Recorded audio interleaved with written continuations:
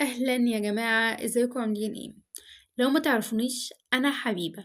طيب انا جايه اقول لكم ايه في الفيديو ده، وخلاصه الفيديو ده ايه؟ عايزه اقول لكم او عايزه اعرفكم على المحتوى اللي انا بعمله. في منكم ناس كتير عرفتني وعارفه القناه بتاعتي وبتشوف فيديوهاتي، ولكن في ناس لسه ما تعرفنيش.